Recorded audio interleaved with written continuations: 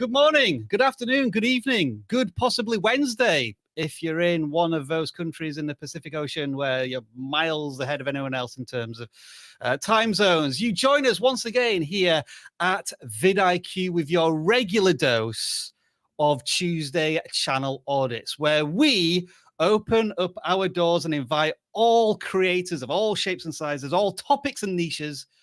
You get a little bit vulnerable.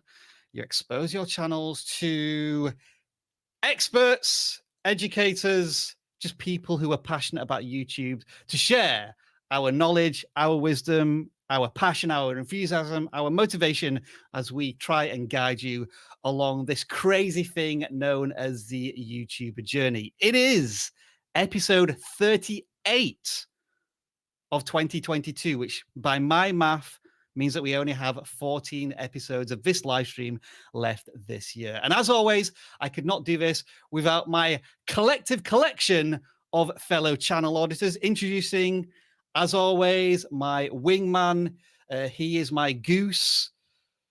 What other wingmen are there in Top Gun? Now I'm trying to think. Slider. That's the only two I can think of. Wolfman, Merlin. He's called none of them. He's just called Dan. Hey.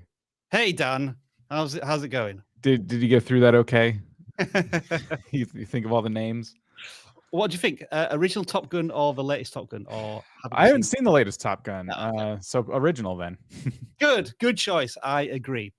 Introducing next our regular special guest. This person has not appeared on the vidIQ live stream just once or twice. This person is approaching double digits. They are the COO of the YouTube empire that is known as Think Media. And I appear regularly on their live streams as well. And we kind of trade channel auditing jibes and insults, so to speak. It is Heather. Welcome back, Heather. How are you doing? Oh, my goodness. Thank you. Hey, what about Batman and Robin? Can we do Batman and Robin also? Or is it just, can it only be around that particular movie? I could go with Batman and Robin, but you're surely going to choose Batman every time, right? Unless there's all of the people who are nerding out in the chat now saying that, well, if you read about Robin in episode of like catalog comic edition 422, where he does all of these special things, he's clearly the best person. I'll be both Batman and Robin. There we go. Yeah. Or what about Catwoman? Well, let's just not make this. Can I be Catwoman? If we could like just, can we do this absolutely. for Halloween? I feel like we should have like a special Halloween episode. Dan will dress up, Rob will dress up, I will dress up, and we will make it a whole theme. Here's a promise I'm going to make to you right now. All right. So all of us just look directly into a camera for 5 seconds. If anybody wants to meme the Cake Crusading trio and send it to us on Twitter, you may get a channel audit in the next 2 hours. I'm just offering if you want to try and do that as an alternative way to get a channel audit. I'm going to regret this, or we're all going to regret this, aren't we? But there we are. The offer has been made. Just before we go into today's channel audit live streams, there has been quite a significant announcement from YouTube literally in the last hour. I timed this live stream to go live at 10:45. And I got this news and it kind of set me back a little bit because I wanted to make sure I got all the links. And we want to talk about it a little bit now. I know, Dan, Heather, you've probably not even had a chance to digest any of this information. So I'm just going to share it on screen now. You can get this information if you go to the YouTube blog. And I believe it was an event in LA just to announce all of this. And it's telling us that YouTube is ready to support the next wave of creative entrepreneurs. That's a big, long article. The most important screen or image is probably this one right here, where it talks about changes or non-changes to the YouTube Partner Program, because there was a rumor going around that the requirements, 1,000 subscribers, 4,000 hours of watch time, were going to change. That is not the case. What they've done is introduced a new alternative requirement to 4,000 hours of watch time that benefits YouTube Shorts creators. But it is a whopping 10 million views over a 90-day period, plus 1,000 subscribers. But what that unlocks is the YouTube partner program. So not just the creator short fund, but I think all of the tools such as super chats, super stickies, ad revenue on YouTube shorts. That is all coming, I think, in 2023. And also earlier access to features such as super chats, super thanks, but we don't know what the requirements for them are just yet. I know, Dan and Heather, I've just given you that, like, say what you want about it. Like, how are you digesting this very quickly? Heather, you go first. Yeah, well, one, I say yay. When there's more ways to be able to make money doing what you love, I think that's amazing. And I applaud YouTube for giving more ways to be able to monetize. I will say my first reaction though was 10 million views. That's a lot of views. That was mine as well. And as a creator who is full time, I do this full time, and 10 million views. While I know that shorts get a lot more views, so I'm like, okay, that makes sense. But seeing that number, my first reaction is like, whoa, that feels like a lot. But in context to the 4,000, the idea, it just feels like a lot, but I understand why they're doing it. I don't know, Dan, what was your first reaction? My reaction comes from the 90 days aspect of that. 10 million views. Like, I think if you were a dedicated shorts channel and you had a lot of viral success, which we've seen plenty of shorts channels that have had those shorts that have just blown up, that 10 million views can sometimes happen for you over a week. It can be very quick. But I think for a lot of creators, the 1,000 subscriber, 4,000 hour, over 12 months, it's the slow build, and you have a whole year to get those 4,000 hours, which is a lot of time to practice, a lot of time to make mistakes, and a lot of time to get it all right and then reach that goal. 90 days feels like a very narrow window for somebody who's like just getting started and needs to like figure this out. Now, it's not like if you miss it in 90 days, you can't try more, but it's the idea that you have to get this in a 90-day window is, to me, like really, really intimidating. It doesn't suggest patient, sustainable, consistent growth, does it? It seems to suggest to me 1 or 2 viral shorts. But maybe I'm wrong on that. But I would agree, 10 million in 90 days sounds ambitious. I think is the best word I can use for that. Yeah. I would also say I understand it from the YouTube side. YouTube is getting paid by advertisers. So if they can incentivize us as creators to want to pump more content into the content machine, more good content, let me preface that, more good content into the content machine, that works in YouTube's favor, because YouTube is then allowed, they can then increase their ads that are happening, because every few shorts, I do this game. Do you guys ever do this game where you like flip through shorts to see how many on your algorithm is different than your friend's algorithm of when you see an ad? Maybe I'm just a weirdo. I do that all the time, but I like to see, like, for me, it's about every 5 shorts that I watch, I then get hit with an ad. Well, if I am just sitting and consuming shorts content, that works in YouTube's favor. And I do appreciate now that the short form creator world is getting incentivized even more to be over here. I was putting together a presentation and I saw even YouTube, with the amount that they pay their creators, it's for every 1,000 views, you can get up to $6 for 1,000 views. That's like on average. Right now on TikTok, it's 4 cents for every 1,000 views. So even just the difference in what YouTube is bringing to the table as a creator, I see it as a great thing. But again, Dan, I'm going to have to agree. 90 days feels, I'm like, I blinked and 90 days goes by as a content creator, and you want to be incentivized to be a long time creator, not just trying to hit a buck or two in a few months. So it feels like this extension of a monetization program is almost exclusively focused on the short side of this. A little extra detail here. In shorts, ads run between videos. So every month, revenue from these ads will be added together and used to reward shorts creators.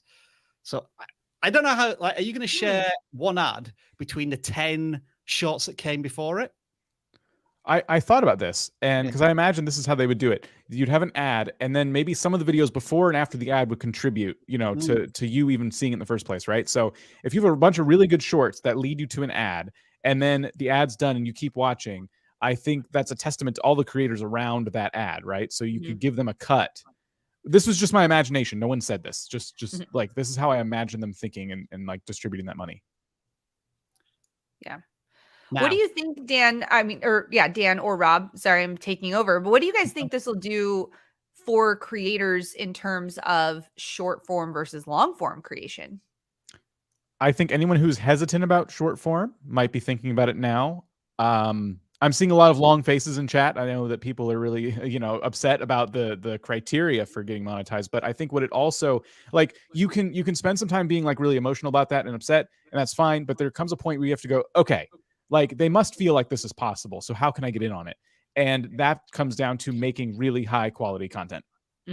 And I think what this could lead to is the people who are making shorts, who may be not taking it super seriously because they're not getting paid anyway, I'm just going to mess around with this. Maybe now they sit down and go, how can I tell a really effective story? How can I make my shorts get over 100% in terms of the average view duration? Like, what can I do to make these more and more consumable and more shareable? I'm just going to agree with everything you said there, Dan, and add that this is clearly a broadside to TikTok. YouTube is basically saying, hey, we have this monetization system that's worked for 15 years. Now we're bringing it to short form content. No idea what the CPMs are going to be like at this point, but there's a clear way to earn revenue from ads and all of these extra perks that we include, super chats, funding, and all of that type of jazz. So I think it's going to be more a question of, is this going to bring in a lot of TikTok creators to the Shorts platform? But, when we speak about the revenue, here's another big potential talking point. Revenue split for long form content is 55% creator, 45% YouTube. Now the creator is going to get 45% of the revenue as opposed to 55. So there's a more of a slice of a pie be taken. I'm not going to say just from YouTube exclusively. I think this is something to do with the music labels split as well, because, and we'll get onto this in a few moments, you're going to be allowed to use copyrighted music in your shorts and still earn revenue from it. But any strong thoughts on the lowering of the revenue split there? I have thoughts, Dan. Yeah, go for it. Yeah. I would say this is why we really advise all content creators to be building on the platform and off of the platform, meaning you should be building the same way that vidIQ does and Think Media does, and a lot of creators do. Just that idea that we don't own this space. YouTube owns this space. So they get to come up with the rules, which means we got to play within their sandbox. And I want to encourage you that if you're starting anything online, that you're also building your own email list, you're building your own groups, you are taking the conversation on YouTube to another place as well. Because when I see that as a full-time YouTuber, I think, dang, that could really affect my income if the only income I was worried about was the income from YouTube. So I see it as just another charge for people to learn online business rather than just YouTube. But I think that, this is, again, YouTube owns this. They get to decide what game they want to play, and they feel it to be deemed necessary that we keep 45 and they keep 55. So I think, because you made this point in your video, Rob, that it could be that extra bit of percentage, that YouTube is taking actually goes to music, record labels and things like that. There might be no way around it. That is what it is. I don't know this, but I do feel like that even 45%, that's still more than TikTok currently, right? Like, that's way more. Yeah, significant. Right. Because I know they've done something recently in the partnership, but I can't remember what it was now. But yeah, so this is a huge leg up on TikTok for all the creators who do reach the monetization threshold. So there's that. And the final point with a revenue share is, irrespective of whether you use any copyright music, that share is still the same. So you're almost encouraged to use music. And that is the final point, in that the audio library looks as if it's going to change to something called creator music, where you can use top licensable tracks. I haven't read this entire article, so I don't know if this includes long form content as well, but this is in a desktop viewing experience. So I'm trying to figure out here, are you able to download these tracks and then use them? Or is this just going to show you the tracks that you can get, but then you'd have to go to the mobile app to get these, get this music? I'm not sure, but ultimately, you are going to be able to use very popular music and sounds in your shorts, at least, and still earn revenue from it. And that obviously is bringing parity to what TikTok does. And I don't think there's really any complaint as to that could be a bad thing, right? Right. There's a couple of questions that came up in chat, a couple of things I wanted to touch on real quick. Do you feel like the early advice for telling folks to create separate shorts channels was bad advice? My gut reaction to this is not really, because my advice has always been, if you're going to make shorts about something that has nothing to do with your channel, then you should have it on a separate channel. If you were separating the content and it was virtually the same, yeah, you probably should merge those two worlds together now, would be now my current stance on that. What do you guys think? Yeah, I'm for it being on one channel, because I think that, especially now that YouTube has said, again, you're right, Dan. If it's the same type of content, right? That is the like overarching umbrella of the whole thing. YouTube has now said also that if someone is watching your short form content, they now will suggest your long form content.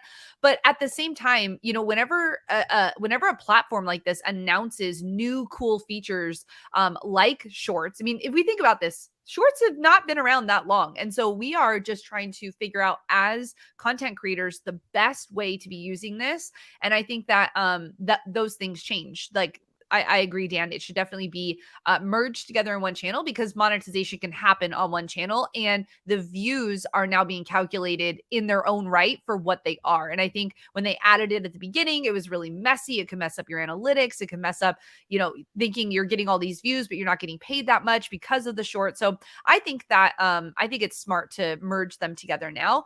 And I think whenever advice is given, whenever you're watching anything that has to do with advice, you need to think about the time that that advice is being given, and then also just kind of what situation that platform is in that time. So while I think it was great advice for the time, I think now we're just giving different advice for the new situations and new things that are coming. And I think it's awesome that vidIQ is even breaking this to their audience as quickly as they are, because now all of you watching this live stream, you're the first to see this, and now you can take massive action and start getting paid from your YouTube short. So I think it's great that they're even doing this.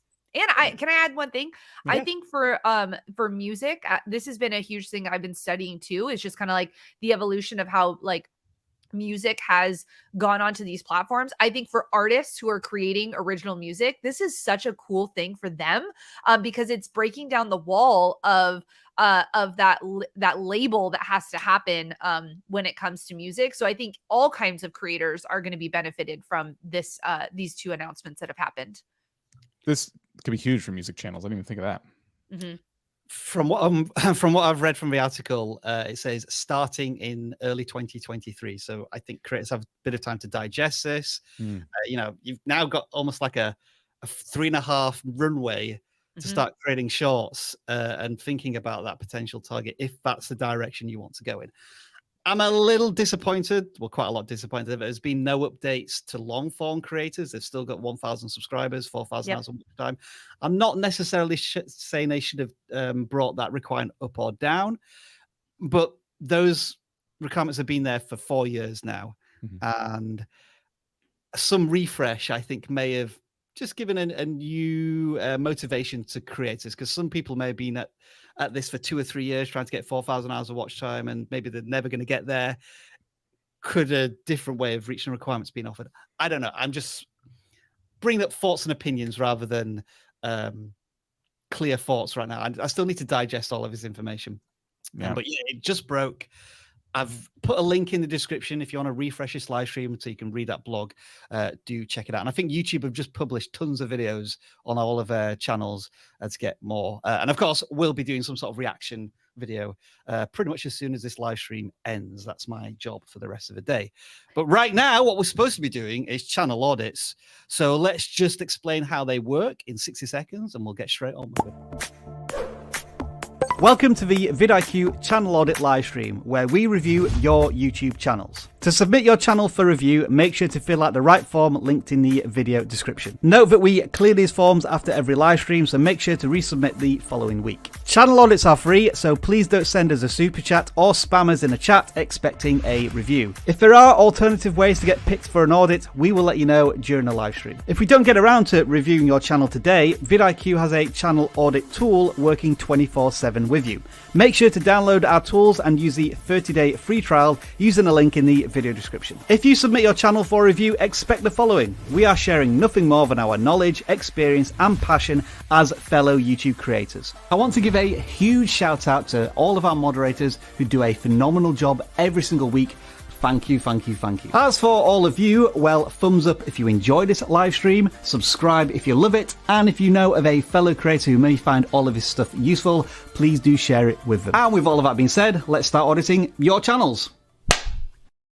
I think we should just get straight into it then and start auditing the first channel that's submitted on the forms that are in the description. You can still fill them out and possibly be randomly selected later on. It is J-Rod on Bricks.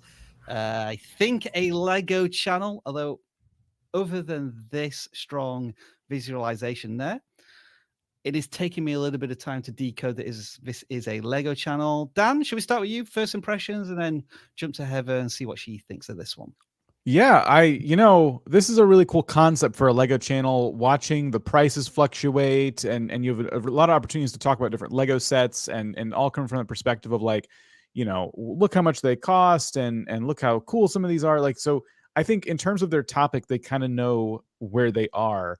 And if I look carefully enough, I can understand where they're at too. But I think their biggest thing, just on a surface level, my first bit of advice would probably be work on thumbnails.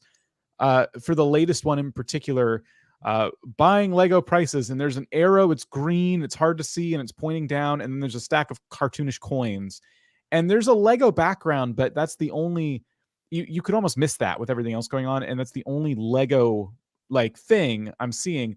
This creator's putting themselves in these thumbnails, which is great. I think this is an opportunity to take a dollar bill and a Lego brick and hold them as close to the camera as possible. Yeah. And that's your thumbnail. You're talking about Lego prices, So I think that could apply to a lot of these thumbnails, just simplifying the pitch in every single one. Don't let your viewers think for 1 second what they're going to get when they click on this video. I think the key word you used there, Dan, was carefully. The viewer has to look carefully to understand. And that's the barrier to entry we need to remove, isn't it? From carefully to instinctively understand what the content is about. Heather, what are your thoughts?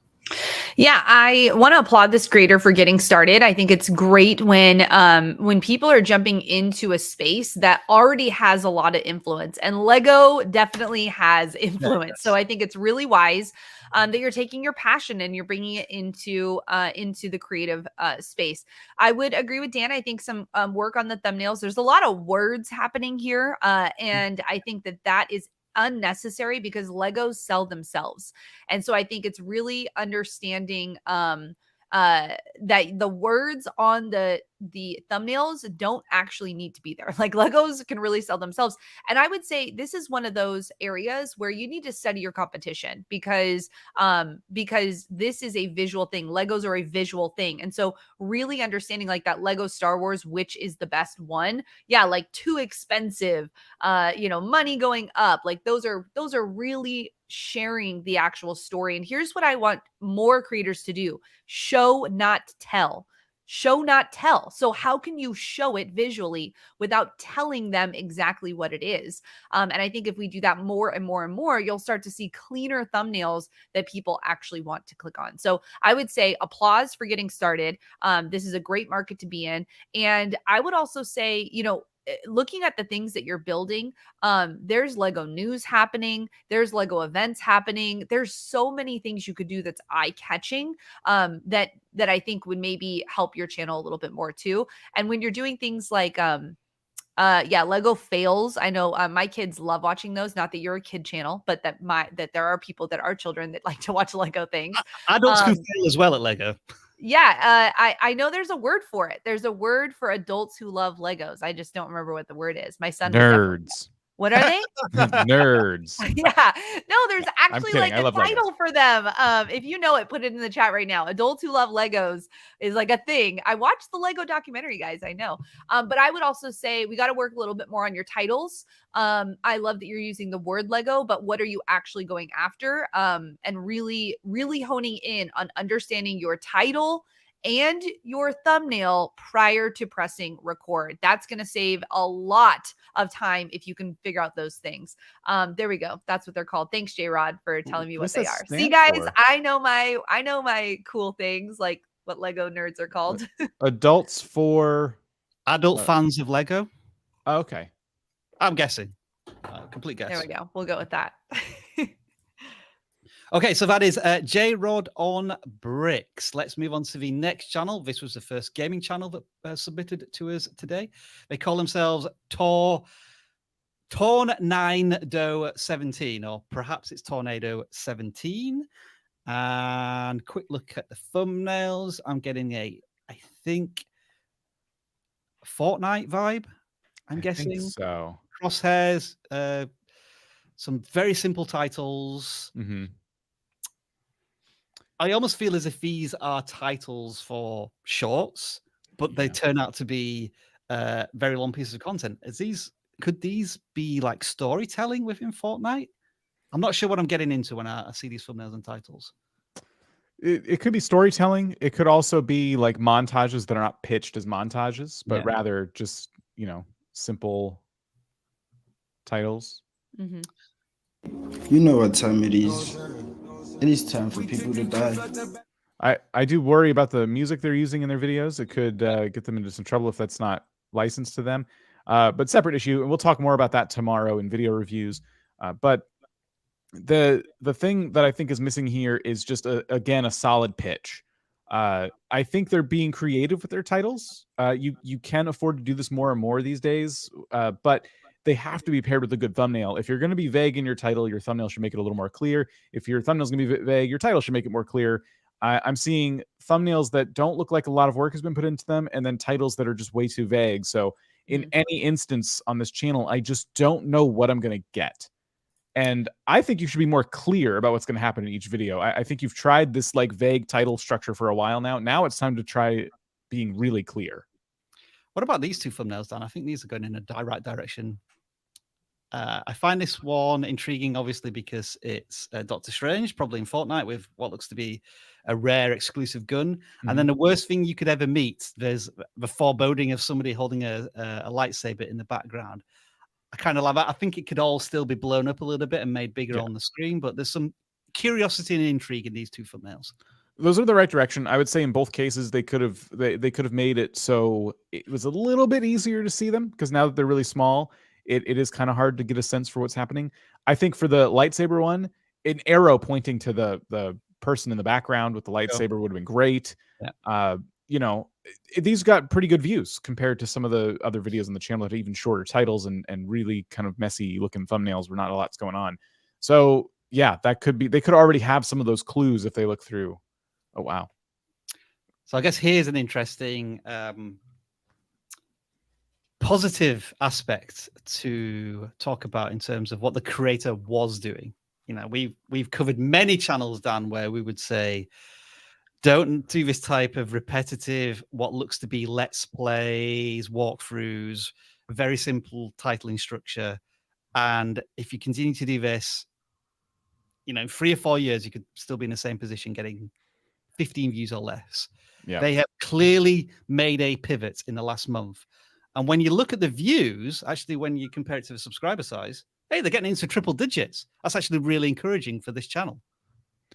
Yeah, now that I've seen it in more context, obviously they're willing to take advice and apply it to their channel, because what a radical change from what they were doing to now. That's fantastic to see. Now that we have that in more context, it's I think from your video from 4 days ago with, almost 400 views on it now, really, really promising stuff.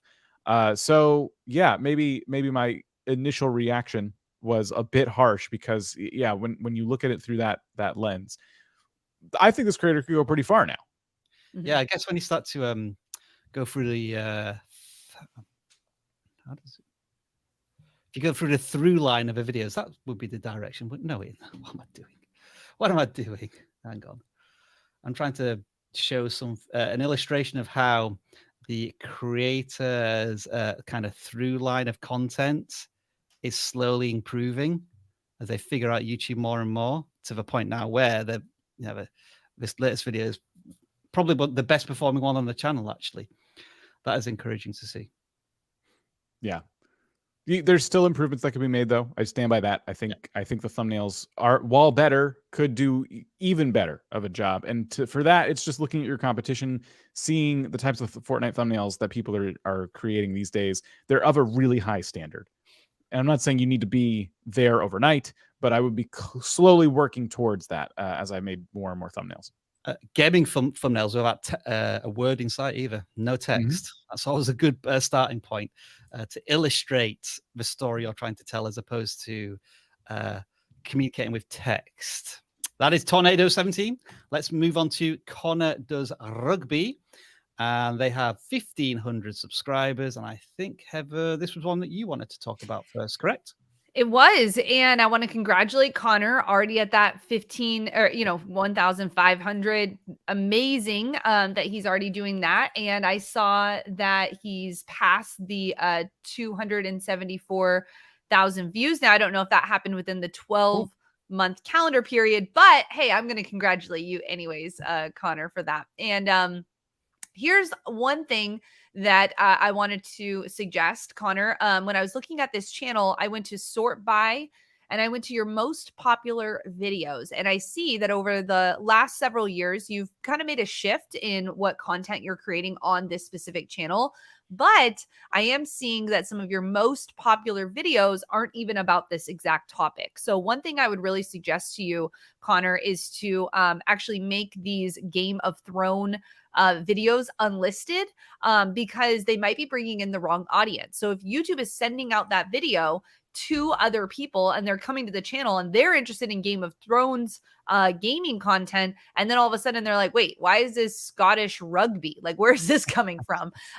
It can confuse them, and you could be bringing in the wrong audience. So if you're going all in on rugby from a Scottish perspective, I think is what the about page said, rugby from the perspective of Scotland and Scottish rugby. If that's the direction you're going to go, then I highly suggest that any of those gaming videos that you just unlist those and just use that as a stepping stone into this next phase that you're doing on your channel. That's going to help YouTube know more and more the type of content you're creating. I will say fantastic job on your thumbnails. I love the action that I'm seeing. I love the way that you are doing your titles and your thumbnails. I think it's really great. 5 most common rugby myths you believe. Great job on going in on different styles of content. And I know this is just a channel review, but I did click through on some of your videos. And I would say that those first 30 seconds are so key, and you're showing yourself and your commentary and not actually the rugby that people want. So I see there's that guy. That's really good. So I see that you've made a slight change in some of these, and you're getting better at the first 30 seconds. So this is another one of those, Dan, where it's like, oh, they've been putting in the work. They've really been applying some of these new tactics, and it's starting to show, which is good. But thank you, Rob. That's what I was going to go for right there. What are we doing, people? What are we doing, Rob? You gotta clean up that background. Put a rugby ball there. Make it something that I understand. This might be like your bedroom, but you gotta at least think about what are people seeing around you when you're creating that content. So that's some of my critiques for you. What do you guys see? Although we have this muted, I'm seeing a considered amount of editing put into this. Quite a lot of pattern interrupts, either zooming into himself, text on screen, showing clips. I think that's all good from a editing perspective. I did have a bit of a critique on the thumbnails in that they are a bit flat in the sense that if you have text on screen and then there's action going on in the background, it can kind of blend the text into the action. Whereas this one, it's clearly defined because you just have perfectly framed picture where you can put something on the left, text on the right. Another one here where you've kind of put the text above the blurred out characters. Whenever you can frame or block the thumbnail in that way, definitely do that. Any thoughts from you, Dan? I would agree with all of that. I think there's some really promising views here, and it was kind of interesting to see when we were looking at their top videos. They had even rugby videos that like one had 10,000 views. You know, I think what I would be doing is taking a look, assuming like we're just not looking at the gaming content at all, like taking a look, like what was it about that video, like Scotland versus Australia 2021 Autumn National Series or Autumn Nation Series, like. What? Let's see. That was a very long title. This is Australia game that's happening on Sunday afternoon here in Scotland. He had to blur this out for copyright reasons. Yep.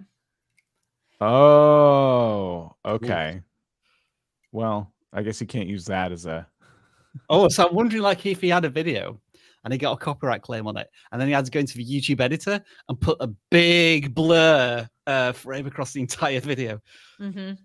Yeah, looks that way. Yeah, that's unfortunate. So that I would for anyone that's doing content like this, where you're taking copyrighted style content, you have to know how to create that content so that you don't get those strikes with it. And I'm sure now that I'm seeing his newer content, I'm seeing that he's doing that. He's being really wise with how he's making that new content. Mm-hmm. Mm-hmm. Okay, let's move on to the next channel. That is Connor Does Rugby. We're going to now look at body weight movements. This looks to be our first shorts channel of the day. So do make sure to check out all of the news that we've just been talking about. Link in the description.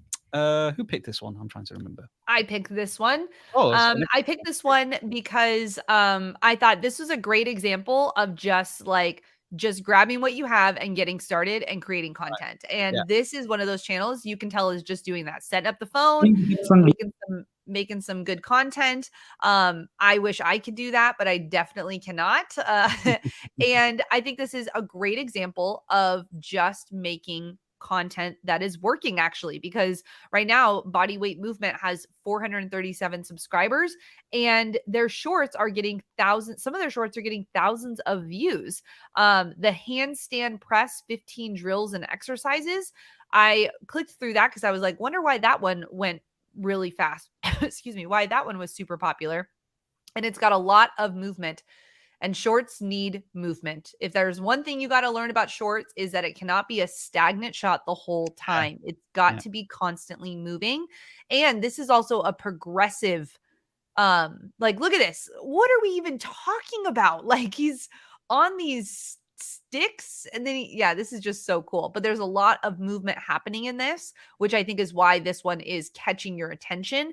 More of this. When you look at the ones that are not getting as many views, you're seeing that it's really kind of a stagnant shot or maybe only 2 changes in the movement.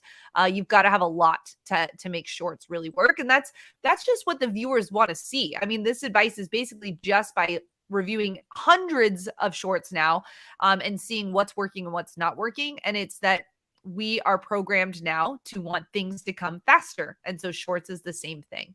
This dude is a beast. Blimey. I know. Which also is like really cool for him getting a ton of views because people want to watch it over and over. This is shareable content too. Like I would share that with my daughter. Like that is a shareable piece of content because it's so outrageous. I can't even do a regular handstand. This guy's doing like handstands, 15 different kinds. So I did have a question about perhaps some of the listicle format of these shorts because we just saw there 15 different handstands. You're not really going into detail about how to do any of them. Could there be an argument that there's too much there and maybe the creator should take those 15 different poses, shrink each one down to like 10 to 15 seconds and guide them through how to do that particular move? Yep. Because you could do like that over 2 weeks. That'd be 15 different shorts. And then maybe you could compile them all at the end as like, you know, this is all you've learned in the last 2 weeks if you've been following my channel. I think so. That. Absolutely. That's 15 videos. is what I'm thinking. Shorts should be short. Like, they give you a full minute. I would recommend, unless you're just a masterful storyteller, we've seen plenty of examples of that too. I'd recommend using a lot less time, to explain things. I kind of wonder if this creator may already be doing this, but as you're learning a new exercise, a new move, I kind of wonder if you could turn that into like a storytelling kind of moment. So you're like, okay, so there's this new exercise. I've never done it before, and I have to get it done by the end of this week, or, something. You can put some kind of stakes to it. And then like now it's a short, maybe it's 30 seconds, but it's kind of documenting your journey. Maybe there's a couple fails in there. Like, I feel like in terms of like progress, people love to see progress. People like to see things just kind of improve and get better. So you could start the short while you're here, and then, by the end of it, you're here, and take people on a journey. You can absolutely do that in shorts. And I think that could be a very like watchable video that can even get shared among enthusiasts. Now, this is the first shorts channel that we've looked at today, and that's just reminded me that there was some more news from YouTube last week, which was about changes to the channel pages. So that soon they're going to split up shorts, videos, and I think live streams into their own separate tabs, which is going to make it so much easier for us to audit. Thank you very much, YouTube. So do keep an eye out for that as you're customizing your channels going forward. But you've been here now, 45 minutes. So you've got to see some channels we've audited. We've got to meet all of you in the live stream. But we want to know a little bit more about Heather and what she does here with us on our live streams and at Think Media. So, as Sean often likes to say, if you're joining us for the first time, my name is Heather Torres. Oh, there we go. Mine's not cool though. I mean, Sean gets to say Sean Cannell rhymes with channel. And I'm like, that's so cool. Mine's not. Mine's just a normal mom name, just Heather Torres. But yes, I am so excited. Think Media, we want to help you build your influence using YouTube and online video. And part of that has been this project that we've been working on, which is our Think Media podcast. It's available everywhere podcasts are available. And we also include that on YouTube. So we have a separate channel that's dedicated to our podcast that helps us go deeper into more of the business side of being a content creator, more of the mental side of being a content creator. And we get to go deeper into those different pieces. Because, we just started as small town kids, college dropouts, and have been able to build an incredible company that now employs people, and we get to serve people, and we get to be generous. And so we want to help other people on that journey as well. And so you can go to the Think Media podcast channel if you would like to learn more about that. And we just had a recent one with two of my friends. We had Jen Allwood, where we're talking about ways you can make money as a creator. And then my friend Pace Morby, who has picked up a camera and is building an empire now on YouTube. And I really highly suggest those last two episodes if you want to learn more about monetizing your channels. And that's where sometimes Heather and I, we host bonus channel audits, don't we? I think we did one 2 weeks ago. We did. It's my favorite thing. I love having vidIQ over there. It's been such a great partnership to see so many creators being helped, because we're just here giving our time, helping people learn what we've learned along the way. And I think that's one of the benefits of, what we get to do together, is that we are not just people giving out blanket advice. We're actual player coaches, meaning we are making content and we are sharing our results and sharing what we're learning along that journey as well. So I think it's really awesome that we get to do that over there. So make sure you subscribe over on the podcast. It would do us, we're trying to hit that 100,000 subscriber mark so we can get ourselves another play button on this channel. So if you'd like to be a part of that community as well, come on, you're not even subscribed, Rob. It has a red subscribe. Come on, Rob. It's interesting you should mention, actually, because I think in some of the preview screenshots of how the new channel is going to look at, the red subscribe button might be disappearing. It might be turning into a white one. But I haven't seen it in a while yet, just from screenshots. So we are now subscribed. One step closer. See, one step closer. I've also linked the Think podcast in the description as well. So if you want to refresh, you can jump straight there and subscribe as well. Let's audit our next channel, and that is one Yolanda Brown. They are approaching 50 subscribers. Home gardening my way to becoming a homesteader. Dan, I think this was definitely one that you picked, right? Yeah. Yeah. All right. Tell us more. Yeah, I thought this was really cool. I always love when a channel submits and like it's very clear what their channel focus is. And this was one of those where I looked and I'm like, they just need to push in kind of the right direction. So they're definitely focused on gardening. There's not a lot of points where it deviates. There is a candle or a bath soap and candle unboxing, which is a little bit different. There's like a visit to the aquarium, but for the most part, like it does come off as a gardening channel most of the time. The first bit of advice though, just to that point, when you have a YouTube channel like this and you have those like fun adventures you're going on that are kind of outside the topic, those are great for maybe your community tab once you get one, so you can kind of tell people what you've been up to. Those are great for a secondary like vlog channel, just for your like hardcore fans. You just kind of tell people about it once in a while. But yeah, posting them here while you're kind of building this audience and building this community does kind of distract, and a lot of people don't click on this because they're kind of subscribing to you for gardening, videos, or at worst case, it actually attracts the wrong kind of viewers. It attracts aquarium lovers. And now you have a channel full of people who want to see more aquarium content, but you are focused on gardening. So it can kind of hurt you in one of those two ways. So it's just something to be aware of. I think for the thumbnails, the advice I wanted to give was just to make, I'm looking at this latest one, to make like the plant a little bit more of the star, right? So it's September 2022 indoor patio and garden. And we kind of see something, a potted plant, but you've put text over it and you've kind of zoomed in a weird way. And it's just not super clear what we're looking at. So yeah, this will be a good search to do. Patio garden ideas. Well, really HGTV with this. I don't know if this is exactly what they'd want to do, but yeah, you could tell from these thumbnails, it's very clear what the video is going to be about. Boy, these are really nice gardens. So, like, I'm thinking for their latest thumbnail, they take a picture of the plant, zoom out a little bit more, right? So you can see the pot and you can see the little plant sticking out. And then if you want some text, have an arrow pointing at the plant and it just says, grow this. And don't put the text over the plant itself. Put it, put the plant on the left and the text on the right. And, that could be like a fun way to kind of pitch your videos. And because the title as well kind of needs something too. What is in the pot? Like, what am I going to get? Are you going to teach me how to grow this? Are you just giving me a status update as to like how your garden is doing? So tell me about the flower or vegetable or whatever it is that's in there, and really like make it super clear. And that can go for any of these thumbnails. I think that's the kind of thing I'd be kind of working towards on this channel. Heather, agree, disagree? Anything more to add?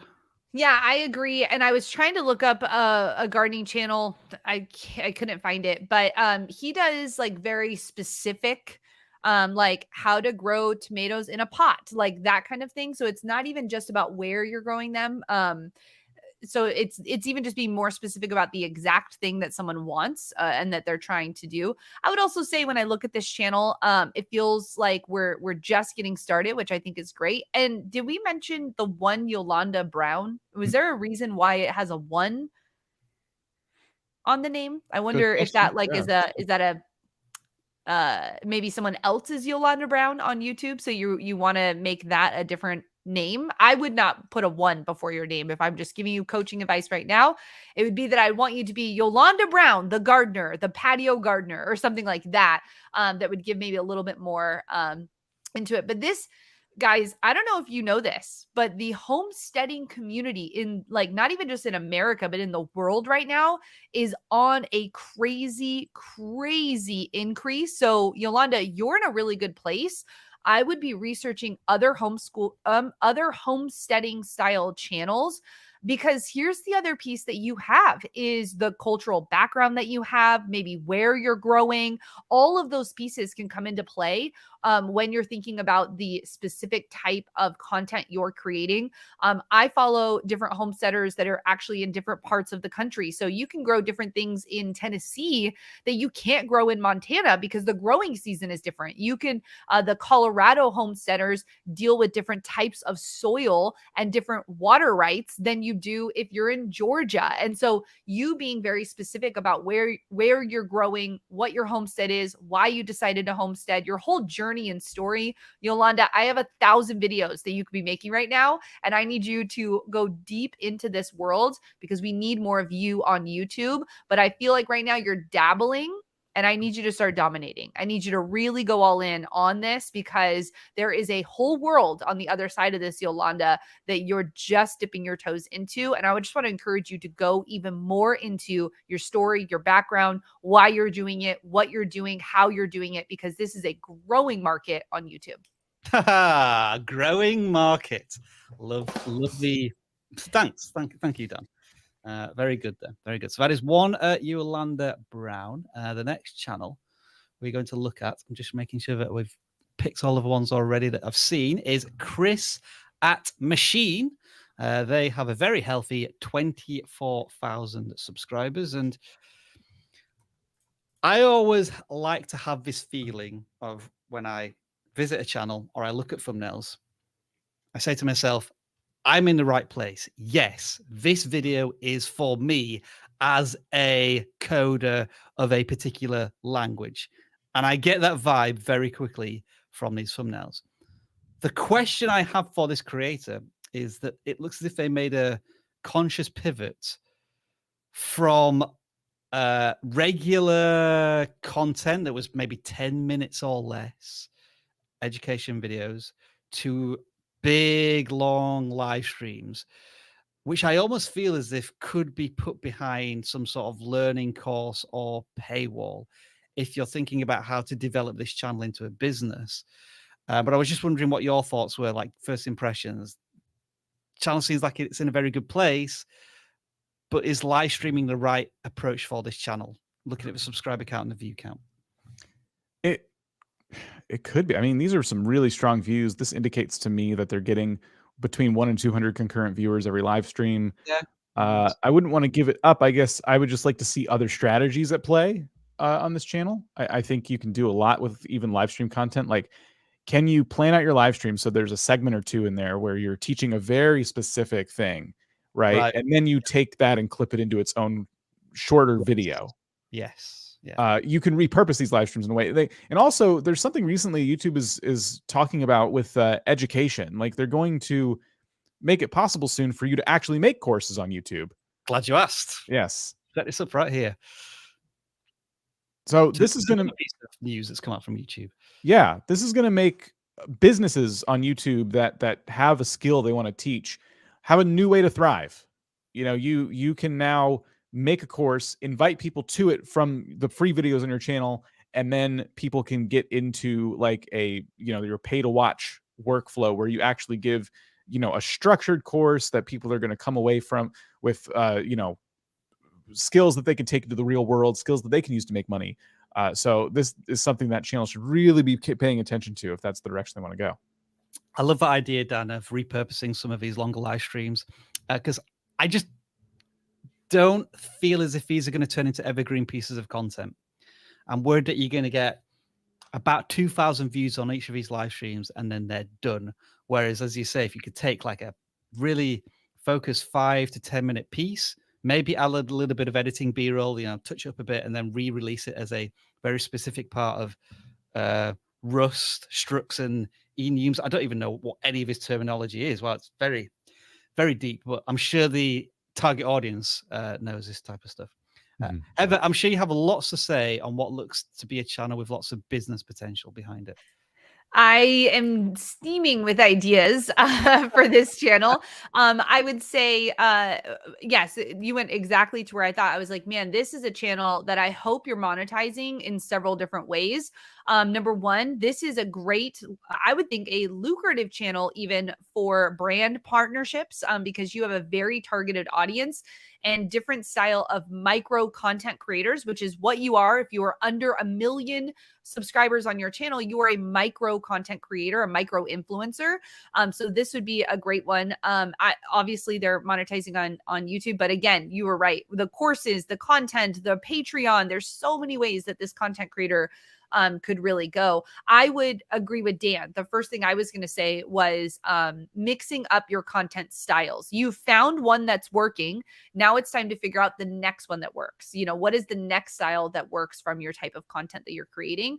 And I think that this is one of those channels that you really see that when you put in the hard work and you keep going and you stay consistent and you find your audience, you can actually really see some growth happening. I, however, don't understand any of these terms. So this is a very particular audience, Rob, which is why I think, man, that's even better for brand partnerships, because you really understand whoever this exact audience is. And there's probably people that want to reach those exact people. There's companies that want to reach those exact people. So I would say that that's a big thing. I am not a fan of these thumbnails, but it's working for this creator. They're very simple, they're easy. And the reason I would say I'm not quite a fan is because if I were to be just scrolling through, they look so similar that I could be thinking I've already watched that video. And so that's my only piece about when thumbnails look exactly the same, is that a viewer could maybe think that they've already seen that video or they've already watched that one. So I get it's part 1, part 2, but I'm like, well, was I on part 3 or was I already, like, those types of things could start to play out in the future. But yeah, what do you think, Rob? I agree with the thumbnail aspects. You know, I think about 6 months ago, we just designed 3 or 4 alternative live stream thumbnails. Even though we're doing channel audits every single week, we changed the thumbnail subtly, so it's different over than like a 4 to 6 week period. So there is that freshness, I guess, for thumbnails. I was just highlighting here where there was the pivot between long form content, which seems to be getting tens of thousands of views. Sorry, long form content, tens of thousands of views. Live streams, 5,000 views, typically, or less. So there is a conscious change there, and it looks as if it's impacted perhaps search-based traffic or just more views over a longer period of time. And that's what I was trying to highlight, and how Dan's very nicely put that there is probably bits in this video and bits in that video that you could turn into 3 or 4 standalone pieces of content that would work fantastic for the channel. And, you know, we went into the description as well, Heather, and I could see that they are encouraging people to maybe donate to Patreon or PayPal and merch, but then they're just into social media, and then they're just into crypto. And I'm not sure how crypto exactly links to this coding that you're doing. Maybe it's linked to crypto trading and coding. I'm not sure, but there seems to be like a missed opportunity in there. It's all just links. There's no welcome in the description, or like a description for a little bit of SEO optimization in terms of search-based traffic. Yeah, that's a huge call out right there, Rob. Whenever you are going to ask someone to click somewhere, you've got to entice them to do that. So just give me a link, just YouTube and a link. I'm like, is this your YouTube? Is this someone else's YouTube? Where am I going? Should I click on this? There's so many questions that go through my mind.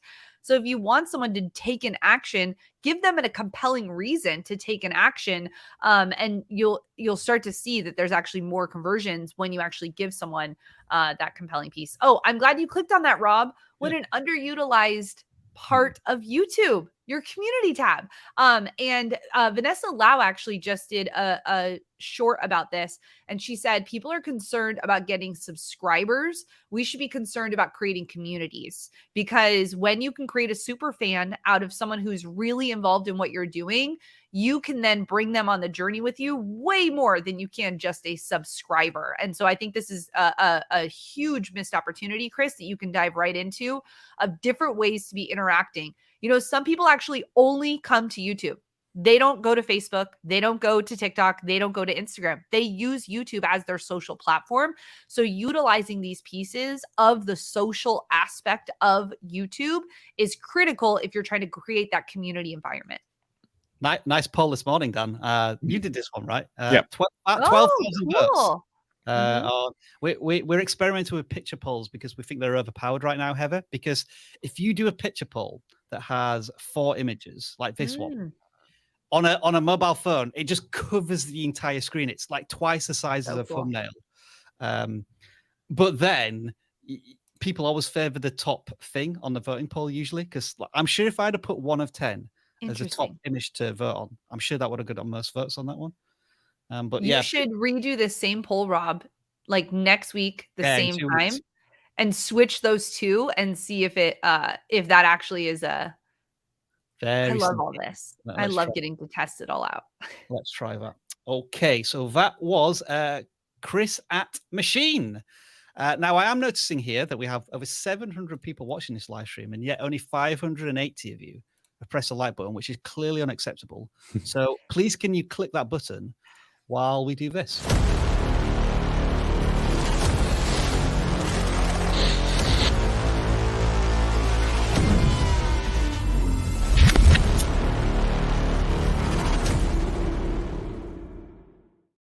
It is everyone's favorite part of a live stream, the claw, where we now randomly pick channels from all of those who have submitted on the 2 forms that are still in the description. We'll just check our numbers align here. We have 583 non-gaming channels, 558 gaming channels. So let's make sure that we cover all of those channels by putting 600 in here. And so this claw is going to delve into the pool of balls, pick out a number randomly, which is 23. We take that number, we put it into our form, and so we are going to randomly audit this channel. Now consider, when we look at this channel, that we're looking at it for the first time. We have no preconceived ideas, impressions. So think about it from the viewer's point of view. Am I in the right place when I visit this channel? And how quickly does that light bulb moment go off? And when you look at the thumbnails and the titles, is the viewer saying to themselves, yes, this is the video for me. This video speaks my language. That's what we mean by keep it simple, keep it clear, keep it obvious. So Mr. Flammable, I'm not seeing a channel banner. I'm seeing some shorts. I'm seeing Scrabble. Sorry, not Scrabble. Scribble. That's new. Scribble. Oh. Found a new thing. Rubik's Cubes. Rubik's Cubes. All right. So within 10 to 15 seconds, I'm getting that vibe, but I'm also seeing it's a bird. It's a bird. I think I'm in the right place if I want to know stuff about Rubik's Cubes, but I'm not 100% sure. I haven't had that aha moment instinctively. So how do you make that more accessible to viewers? You know, you bring the Rubik's Cube front and center, arrows pointing to it, being really strong with that vibe on the content. It's my first impressions, but let's delve a little bit deeper now. Heather, Dan, what have you noticed? Yeah, I would say this is a content creator just dabbling on YouTube, really just trying to see, you know, how to make the videos, creating the videos. Now it's time to figure out who you really want to help and what you want to do. And cubing is that's a great audience on YouTube, but it would be going back. And here's what I would say. If you want to become a YouTuber, you should watch 10 hours of YouTube teaching and then start your YouTube channel. That'll help you bypass a lot of the beginning pieces that people mess up on. And you could do that for free here on YouTube with Rob and Dan. But really actually like take notes, like go to school for YouTube to learn how to do YouTube right. Because I look at a channel like this and I think you're just getting started and you're not actually learning about how to do YouTube the right way. Great example here of a channel that probably should be using shorts on a separate channel, because the majority of these seem to be about something that is not cubing. Oh, yeah, you're right. What is this? Some of them are about cubing, which is fine. But what is this about? Huh? It's about them screen recording their channel. Yeah. So definitely another channel for those kinds of moments. It's a bird, another opportunity for a different channel. So that way your channel is focused on cubing if that's the direction you want to go. But as Heather said, like, you are just starting out, it might be good to kind of learn these early mistakes from some of our more structured content. Think Media has a whole library of content as well. And just spending some time on those types of channels will help with a lot of the general advice we give channels that are kind of just starting out. Mm-hmm. There is one outlier here, which I think, I don't know if this video has performed well because of a title or because it's a short, but tricking my friend with a broken Rubik's Cube. There's kind of a prank being played there. And although you can't choose thumbnails, you've taken out a piece from the cube. So there's some intrigue and curiosity there. That's a good example of a video that's probably created some intrigue and interest in the viewer. Make another 20, 50, 100 of those types of shorts. Intriguing Rubik's pranks, challenges, stories as a way to move forward with the content. And also, why you call Mr. Flammable? What Aren't we all, though? Yes. That's true. All right, so that is Mr. Flammable with the cubing channel. Let's now pick a gaming channel. And the number is 370. So I know Heather is a huge gaming fan.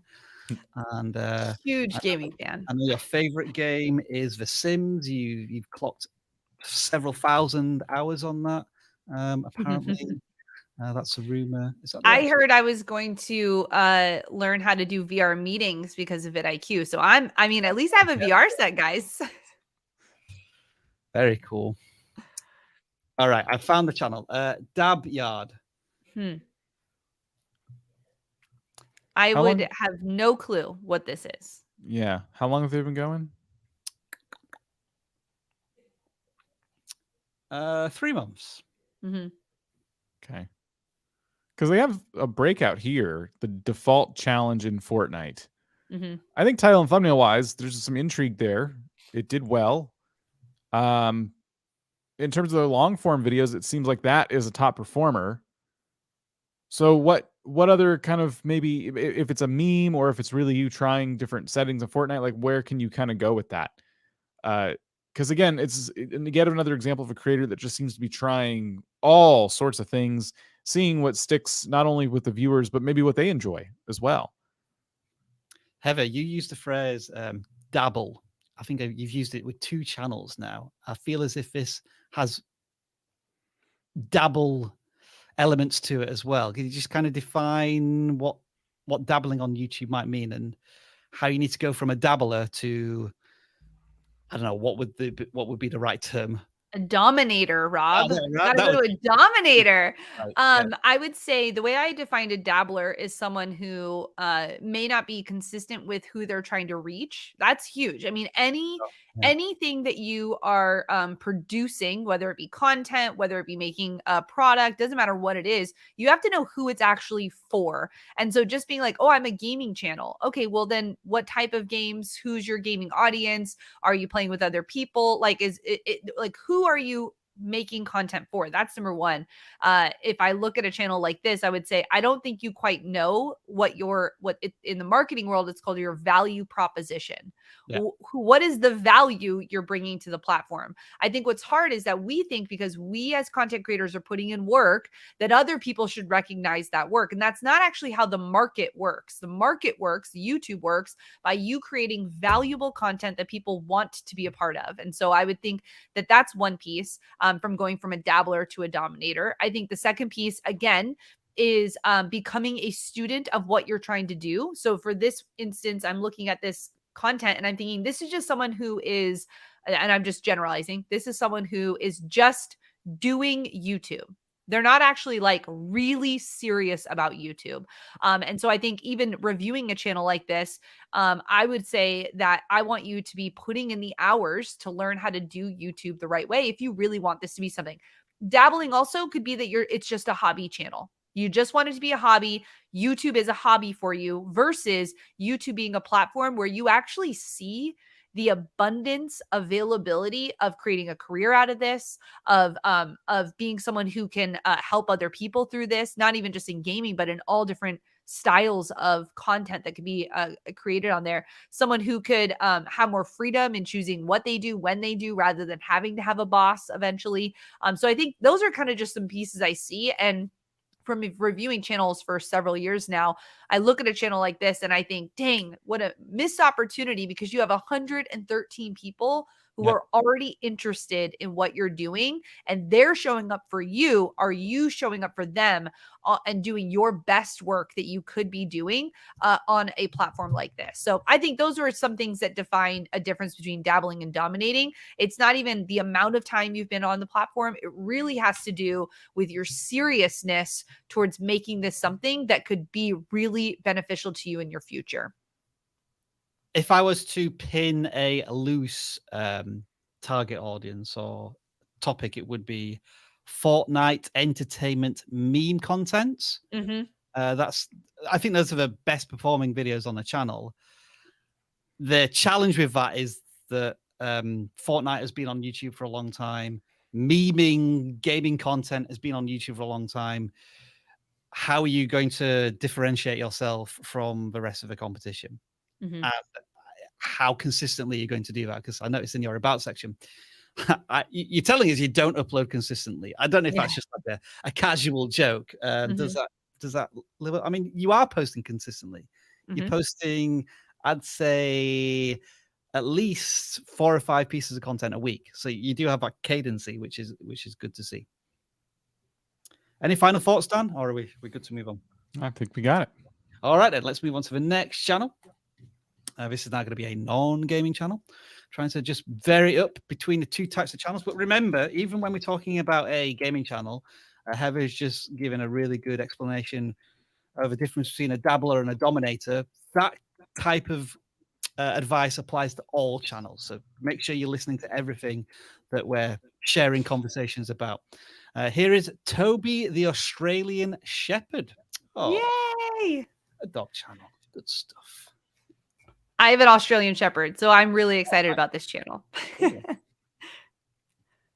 Shorts, Dan. I see shorts. Yeah, almost all shorts. Yeah, a lot of views.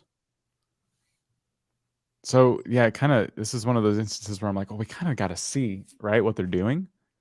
Yeah, which one would you like me to pick? Let's pick the one with 5,000. Well, that's an ASMR. I kind of know what's going on there. What about? My dog picked an interesting spot for sleeping. Yeah, let's do that. Let's do that one. Oh, some music. DJ Charles over there. I will leave the music on. That's quite a small bed, isn't it? They've killed themselves I think it's a cat bed. Yeah. They've killed themselves up into a donut, basically, there. Yeah.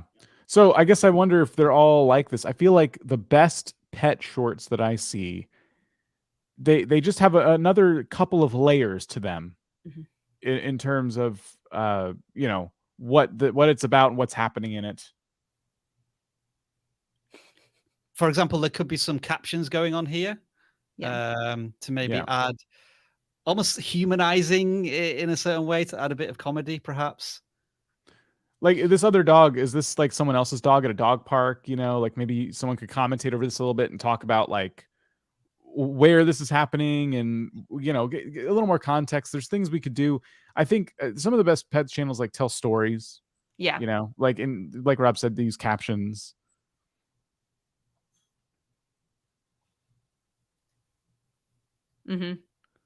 That's I could just watch this all day though, because I love Australian Shepherds. So so there's an audience. That's good, right? There's a lot of people that like pet content, but Dan, you're hitting it right on the head. You got to like study storytelling in this. Your animal is super cute, but there's got to be a little bit more to make it enticing for someone to want to come back and watch this content. That's what I think about when I think about like any content you're creating. You want to bring someone into your world and not just create a piece of great content. Like any quote unquote, anyone could do that. The trick is getting people to come back over and over and over. Why would I want to subscribe to Toby, the Australian Shepherd? What am I getting beyond just a cute dog? And you're right. A lot of the pet channels that my kids watch all the time, they're their owners. They're telling stories, and it just has more to it than these feel like the videos I would create for myself, for my dog, if that makes sense, right? Yes. Give the dog something to react to. You know, that's what a lot of people do. They set up little challenges for their pets, or they feed their pet something, that's a little bit that you wouldn't normally feed a pet. My warning there is make sure you do your research and you can actually feed your pet something strange, but because certain foods they cannot have. But, as long as you're being responsible, that's absolutely the way you can do it. Like, look at channels like, I think one's called Tucker Budzine. Like, that channel's been around for a long time. They have a few golden retrievers and they do all kinds of fun challenges with them. Like, there's so many opportunities here. But the cute dog doing a cute thing, that's great, but you can take this to the next level by adding that extra element, the challenge or the stakes or something like that. This channel started when the puppy was more or less born. So I think the puppy was born end of May, and they've been making content since July. So certainly going on a journey as a puppy grows up. I hope you have a lot of fun there with your Australian Shepherd. Let's now pick a gaming channel. 1, 2, 3. Nothing suspicious about that number. Okay. Oh, no, that's the same channel. I didn't get my copy and paste right. Let's try that again. Copy. Toby is cute, though, I will say. Yep. Toby was cute. Nebbles. Nebbles. I'm going with Nebbles down. Minecraft. That's a fair guess. Very vibrant Minecraft thumbnails. I think, we talk about making your thumbnails saturated and things like that. I think they did take it a little too far. They went to 40% when they should have stuck at 25%, maybe. I think so, because the colors are so bright, they're almost washed out. Like, it's hard to get a focus on anything because everything wants all the attention. That's the one.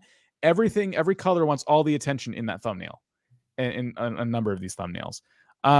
So let's see what kind of titles they're working with here. Killing a vampire in Minecraft, surviving in an amplified world, in a jungle, gathering villagers for my iron farm in Minecraft. So they are trying to make each video about a thing that happened in Minecraft. So that's really good. Like, we give that advice all the time. Please don't say Minecraft episode whatever, let's play. Like, that's just long been overdone. And they're doing it. Like, they're actually like, I'm going to do a let's play, but I'm going to try and make each episode about one specific thing that happened. That's step 1. Step 2 is now adding a layer to that. Like, you're surviving in an amplified world, but what? Like, anyone can kind of set up an amplified world and try and survive in it. So what are you going to do differently that can bring even more attention to your videos? Because it's like, I'm surviving in an amplified world in hardcore mode. That could be one. Hardcore mode means if you die, your whole world gets deleted. So that's something. You're surviving in an amplified world, and I have to build on the tallest mountain, or that's a long title, but something like that. So in an amplified world, you have these really thin peaks. So it could be really hard to build up there. And then if you're in hardcore mode, you could fall and die. And so the stakes are really high now. Sorry, the peak, really high on a mountain. Anyway, so be thinking about how you can take your content now to the next level. Make it so it's harder and harder and harder to get this content from somebody else. Yeah, that's rude. Sorry, that was a bit delayed, that sound effect. Yeah, the subboard, even the crickets didn't think to start chirping. I was thinking that the thumbnails just don't do enough of showing on some of these. Sorry, Dan, if you've kind of already gone through this a little bit. Oh, go for it. This one, for example, digging straight down in Minecraft 25 times. What could you show that's really unusual that you might find down there? And it might be like a basket of kittens, or a huge cave that just opens up from nowhere. What are your thoughts there? Do you think this could be made more exciting than just the digging action itself? Like, what if instead of the digging action, they were standing at the bottom of a cave or a pit or something, and there was a very unusual thing that they were staring at? It was clear from the background they're in a cave, but there's this very unusual thing, and they're like, this at, level whatever, because you can actually put the level that your character is standing on. Like, Oh, so right. Okay. yeah, so this at, I think it's Y level, 483. So there's things you can do to kind of like add that intrigue. When digging straight down thumbnails though seem like they have a very clear, they're supposed to look a certain way. Yeah. Digging straight down is a thing. And that 2D aspect, it would have been a good call there. These ones. Yeah. Like they're not actually screenshots from the game. Somebody's taking the time to edit these. Yeah, there is more work put into those, but I would argue, especially in this space, that is where a lot of your time should be spent. It should be spent on really, really sharp thumbnails that convey a very simple point. The competition in this space is steep though. So whenever I see a Minecraft channel, it's all about like, okay, you're playing Minecraft and you're doing like the first parts of it right. So now the next part is like, now how do you stand out? Why should I watch your Minecraft channel over all the other Minecraft channels? Does this thumbnail make sense to you? Because I look at that and I can't decode anything from this other than there's two different things from Minecraft, whatever they are. The title makes sense, and I can see the two creatures are there, the Wither and the Warden. The Warden's the one that's not red. Yeah. So when I've seen videos like that, it's always a number of mobs. It's zoomed out, and you can see like 100 Wither and 1 Warden.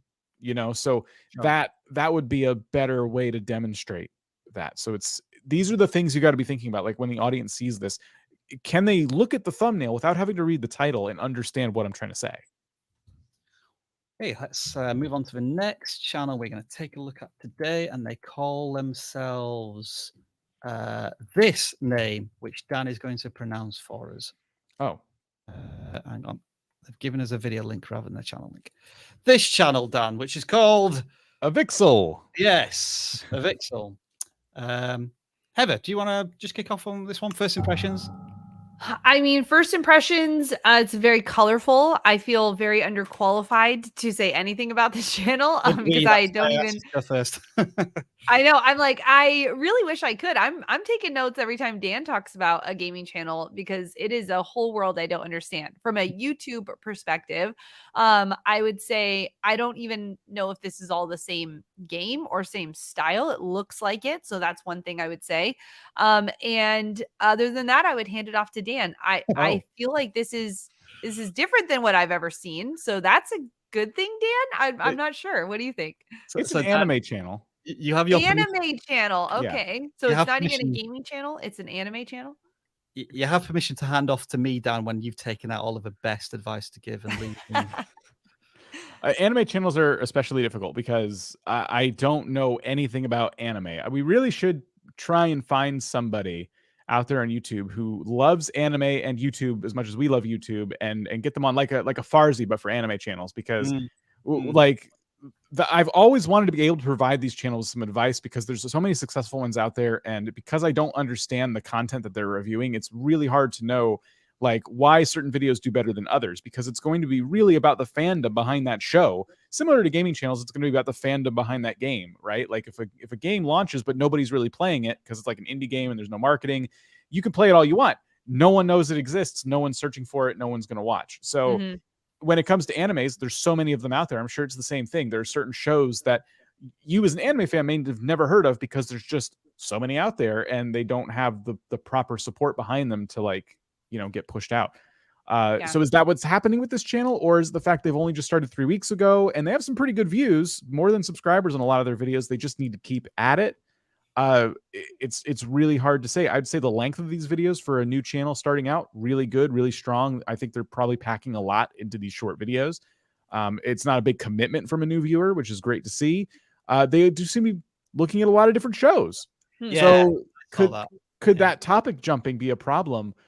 Or are they all shows that are of a similar theme? So maybe that's actually not a bad thing. So those are just that's just a thought to dump. I don't know how helpful any of that was. It feels as if their through line is release dates for different anime programs, different seasons.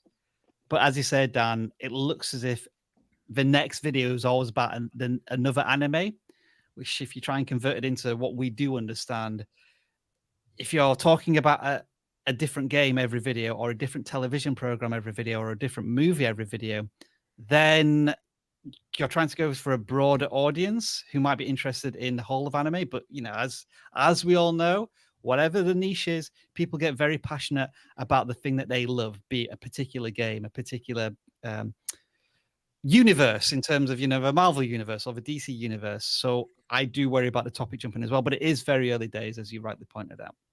There's one thing you could imagine, like, so there's these channels out there that one of the cover most anticipated releases that the anime community has been looking forward to.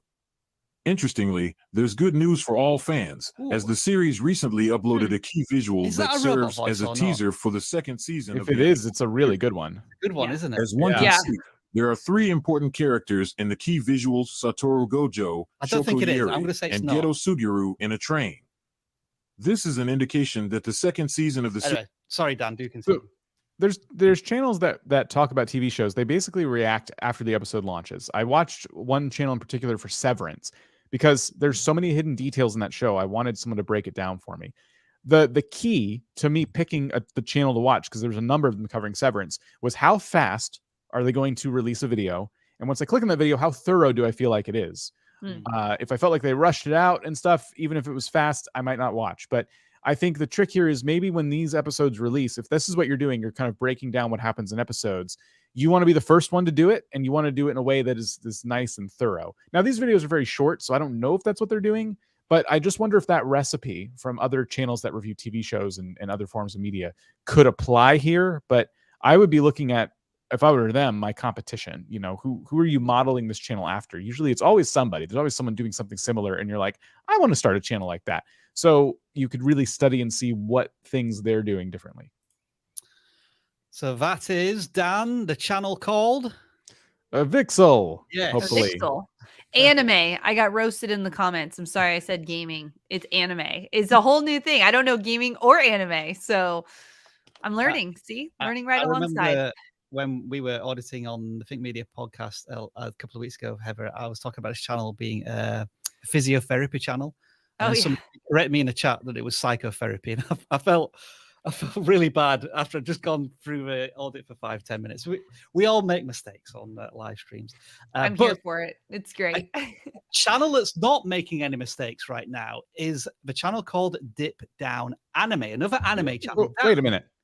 Do you remember we did a video audit on this channel a couple of weeks ago?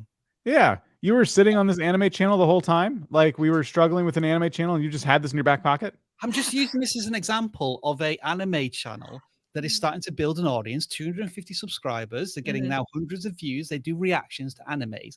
But the key thing is, Dan, this channel is part of our vidIQ Max program, which we love to talk about every single week because it is benefiting so many channels.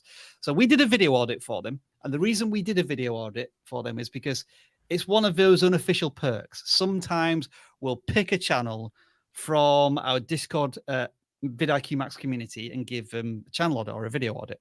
I think we were talking about how, the thumbnails may be a little too complicated because they've got 2 people on there, but they've also got the anime and whatnot. But they're creating a hell of a lot of content. This is all content in the last week. And they're getting thousands of views on some of these videos, which is brilliant. And they were just bragging. There is literally a Discord channel where they brag about the success of their videos. And so this channel had a 1 of 10. We all love to see them. The video got 3,000 views in the first hour. And I think as I look at it now, it's nicely settled onto 6,000 views in the first 24 hours. One of their most successful videos in the past couple of weeks.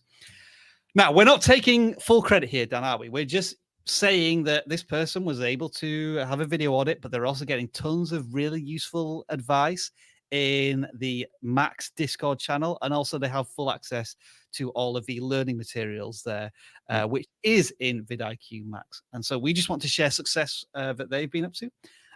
And because you're all watching this live stream, we can offer you a very special discount, which you can use from the link in the video description. That's going to save you hundreds of dollars off the full price of vidIQ Max. It's usually over $1,000 for an entire year. This brings it up well under $1,000 if you apply this code. So just make sure you go to the description, apply it, and you'll get tons more advice, help, and peer-to-peer learning.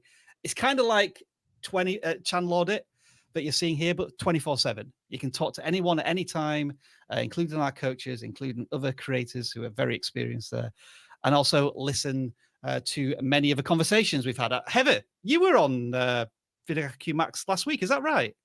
Remind me. Yeah. I was. It was such a great community, and it was a great opportunity to share something we've not shared before. We shared right inside of the vidIQ Max community.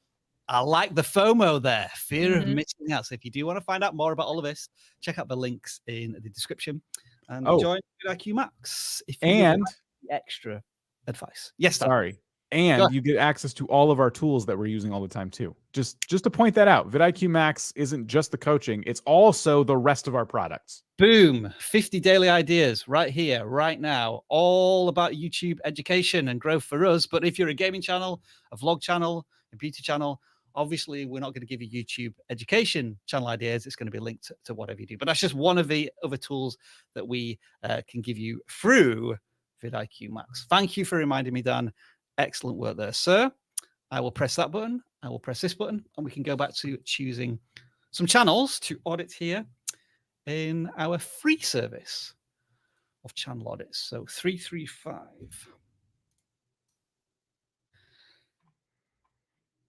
What's the main focus of your channel? General content I choose. Oh. Dun, dun, dun. Hey. All right, then. Is it going to align with the content that I would like to watch? Okay, I'm going to stare at the screen for 10 seconds and see if I can figure out what this channel's about.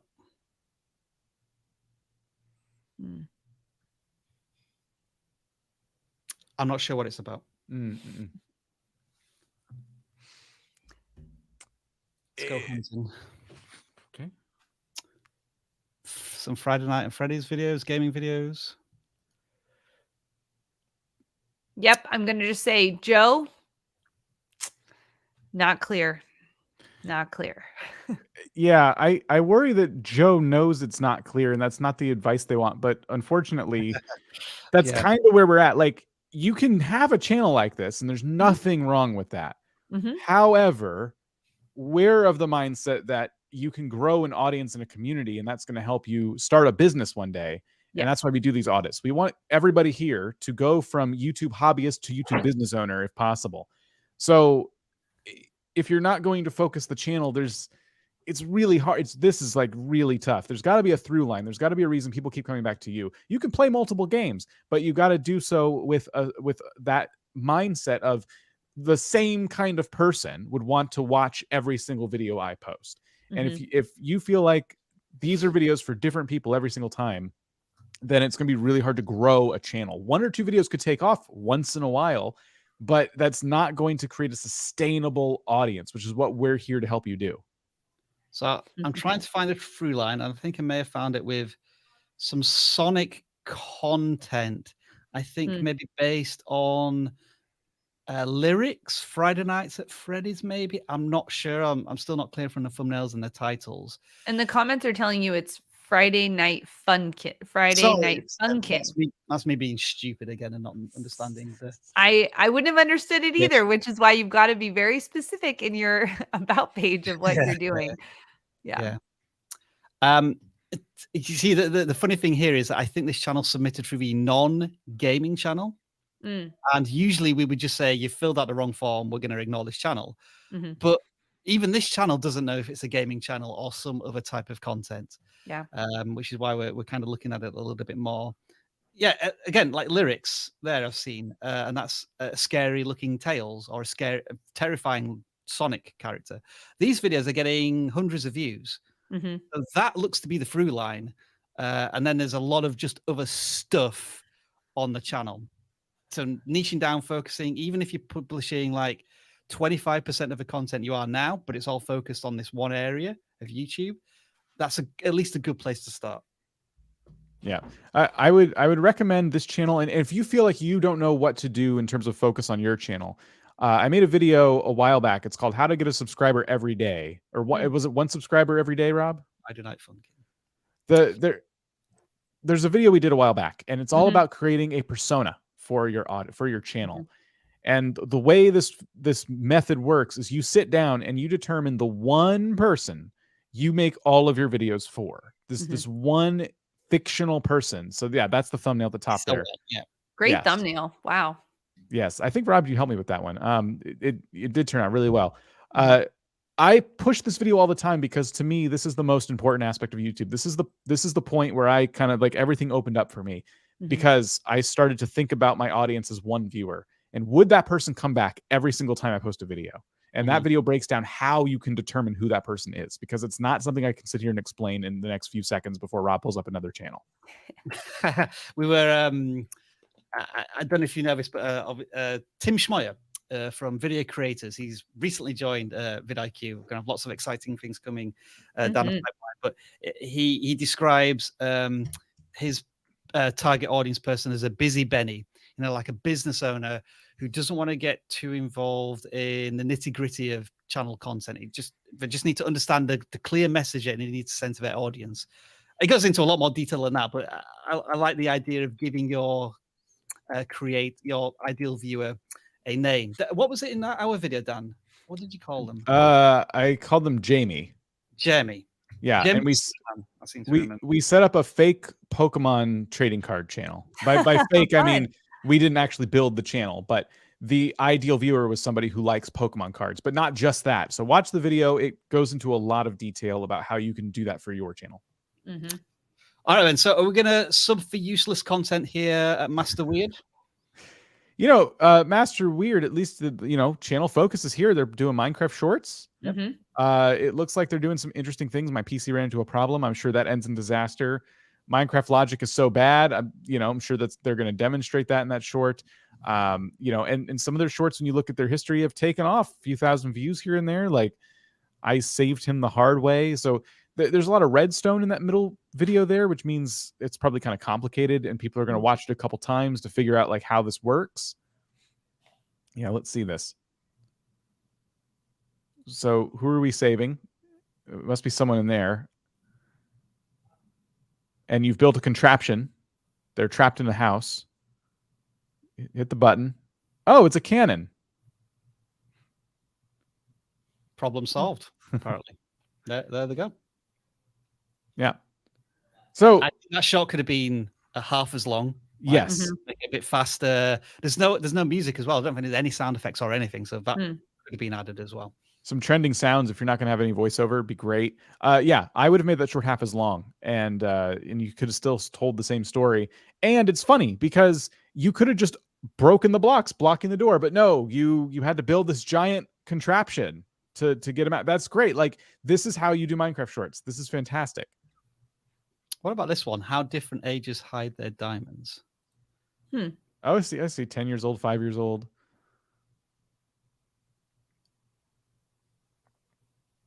So again, could this probably...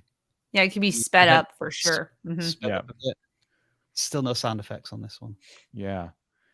I would say that all of their stories they're trying to tell with their shorts are dead on. Like this is exactly what you want to do. Right. They need to be so much shorter. So much shorter, because you're going to go from 10,000 views on those top performing videos to 100,000 views. I'm telling you, if they could be much shorter, don't waste a single frame of anyone's time in these shorts. This is a good place to be in as a content creator, isn't it? Where you have fantastic ideas, but maybe the execution isn't quite as good, as opposed to having terrible ideas with good execution. You know, you can't save a bad idea, but a good idea always has a potential if you can execute correctly. Yeah. Let's go to the next channel, which is channel 55. We're now back into the non-gaming zone here. And come on, internet. You Diamond Satisfy is what they call themselves. Assume it's going to be a shorts channel. It is a shorts channel. Oh. Play-Doh? Slime. That's what it is. Slime. Yeah. So Slime. they made 332 shots on satisfying slime and Wow. satisfying oblek, whatever that is. Oblek? I gotta look it up. Is it just me or the slime one's doing significantly better? The answer is yes. Okay, so let's have a look at this, Dan. So slime one's 20, 12. There's a couple as you were scrolling where it was like slime 5.2K. Yeah. It's not a guarantee.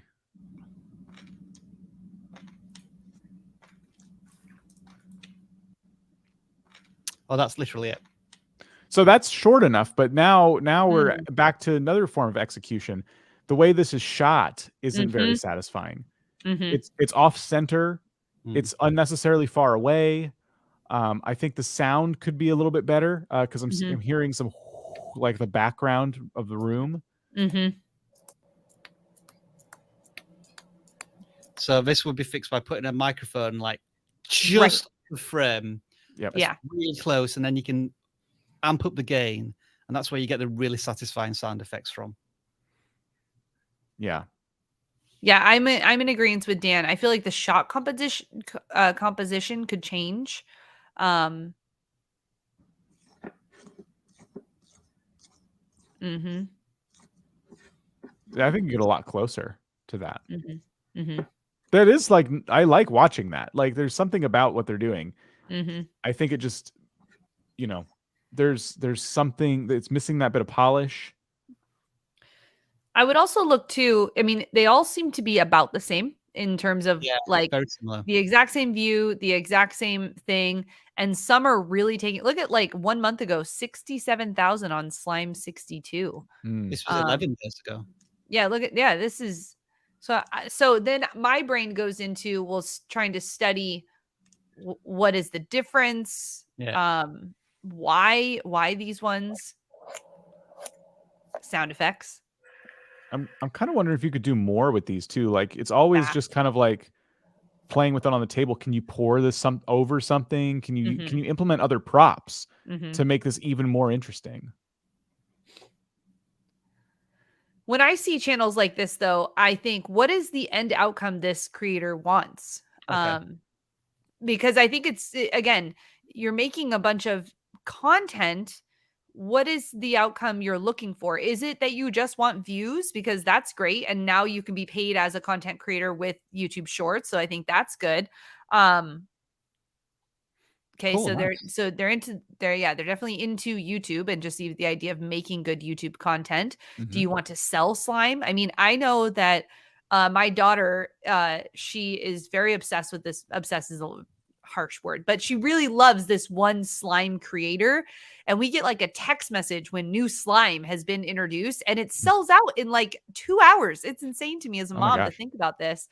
But is that what you're trying to go towards? My business hat comes on and I go, we're making this content onto what? What is the purpose of making this type of content? I think it's great because it is satisfying. I don't think it needs numbers. I don't know what you guys think, but I don't think the numbers really matter. Super satisfying. Like, you have to think about that title even being more, but especially with YouTube in general, and a short piece of content, the visual is the first thing that they're getting. It's not the title in that regard. So it looks like they're making almost like ASMR satisfying content, which I understand that makes sense.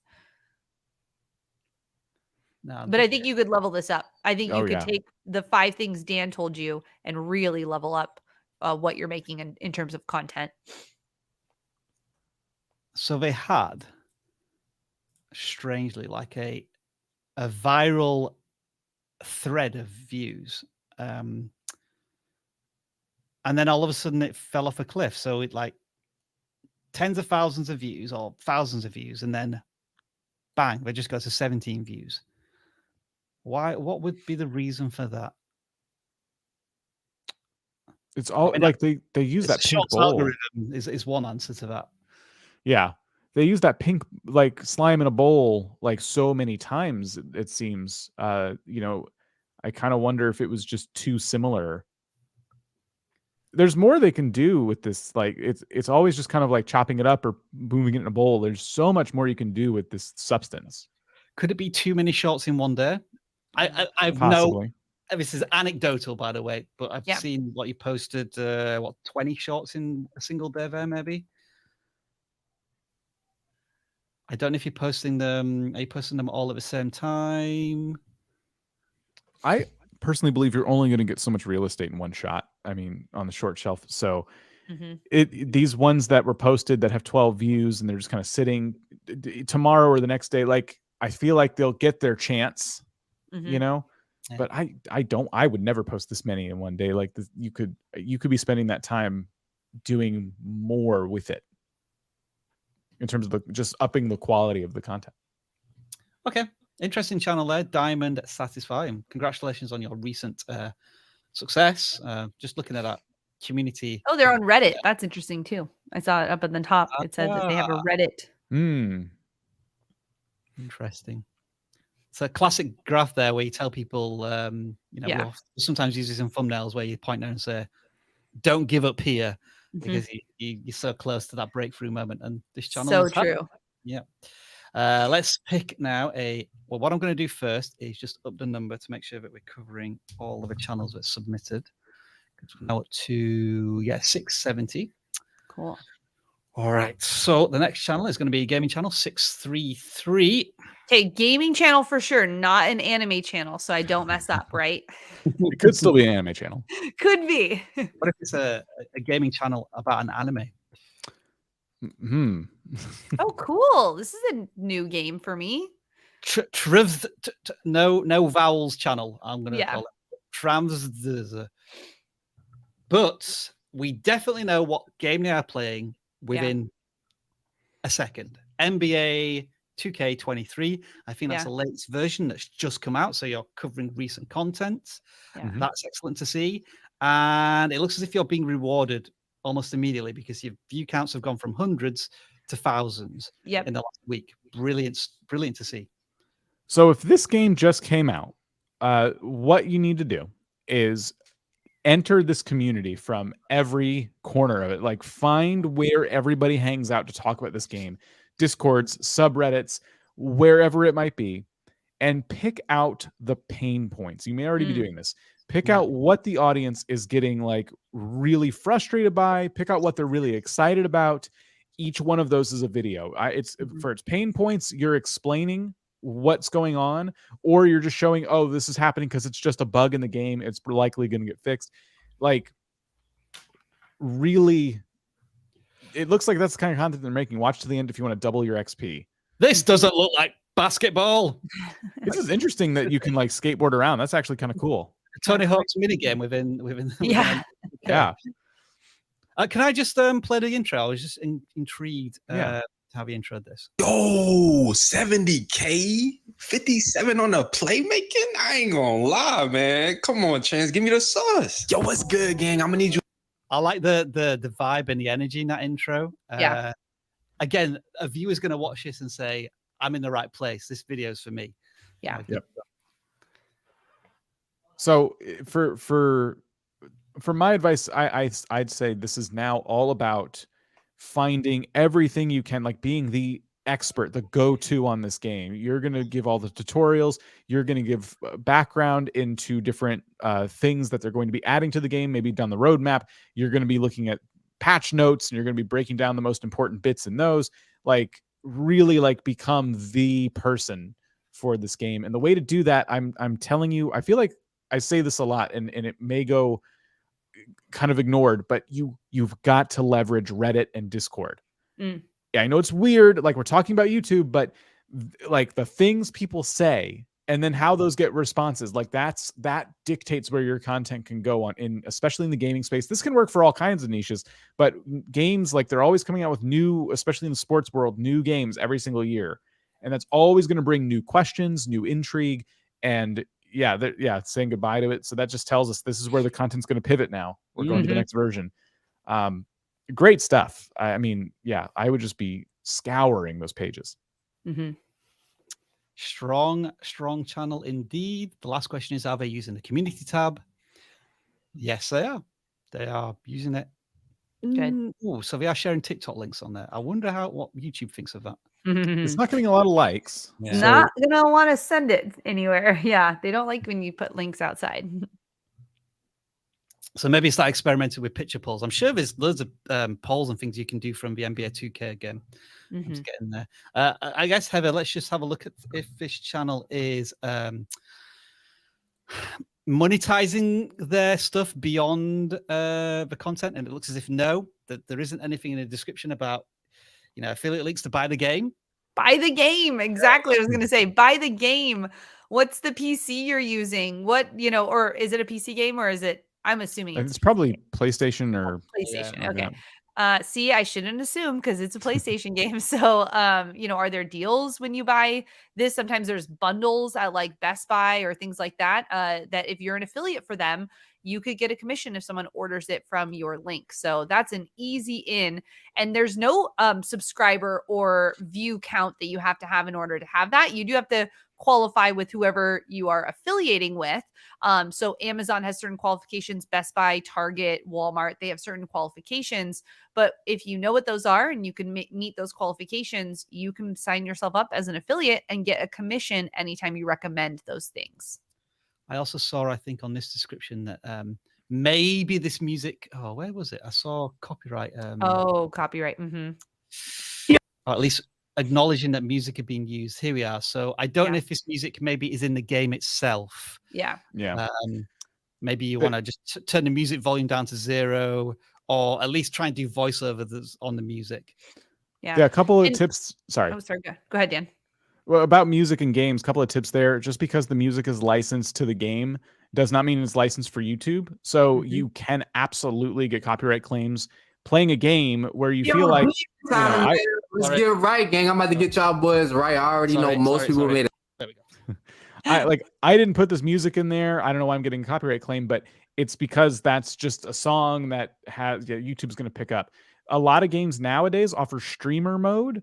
So it only puts in songs that won't get people copyright claims, but not all games do that. That's cool. I didn't know that. Yeah, it's becoming more and more popular. Cartoon Kids. Here we are, 327 subscribers, but they are getting tens of thousands of views on their videos. My guess is that this channel is made for kids, which leads to interesting engagement metrics. Yes. Now they've got comments. Oh, right. That's interesting. It could still be on YouTube Kids. I sure thought this would be for kids only. Okay, so I'm looking at this saying that you've gone from hundreds of views to thousands of views to tens to thousands of views in 2 weeks. Yeah. What help do you need from us? Because it looks like you figured out YouTube. Yes. So that's what I'm seeing. I was going to say the exact same thing. I'm seeing 2 different languages on here also in your titles. So I don't know. I personally don't think that's the correct way to do YouTube. I think you should stick one language to one language in search and things like that. But maybe it's not.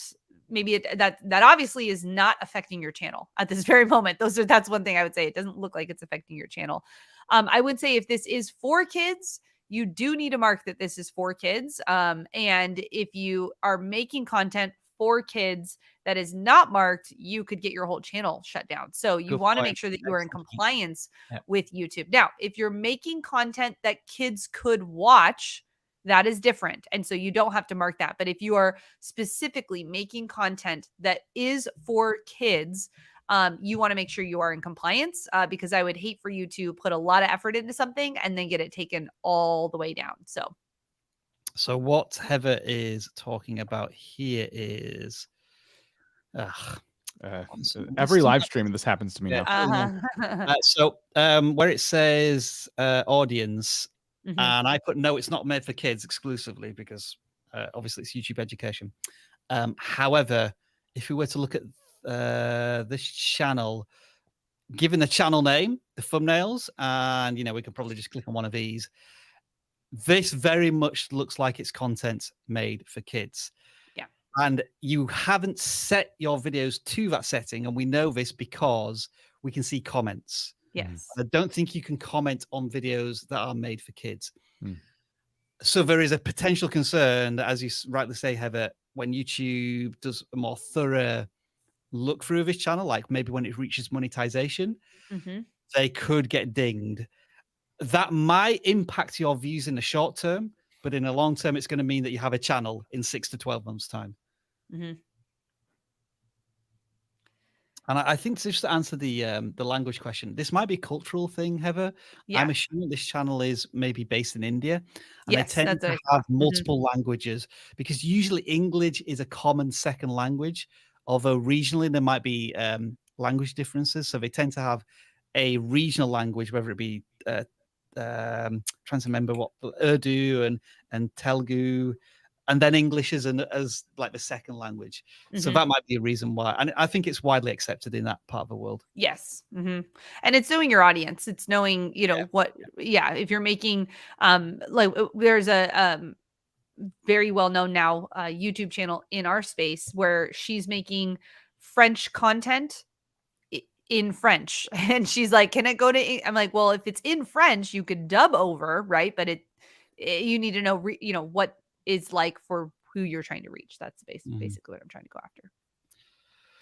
So, I mean, beyond the incredible success you've already had, just make sure that your channel is the right side of copper, although you might not know what copper is if you're not in the US, but YouTube has to follow those guidelines and keep creating content because it looks like you're well on your way here.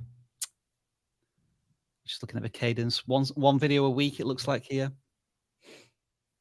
But incredible for the last, I mean, to have this many videos up and your latest channel already from 2 weeks ago has that many views. That's incredible.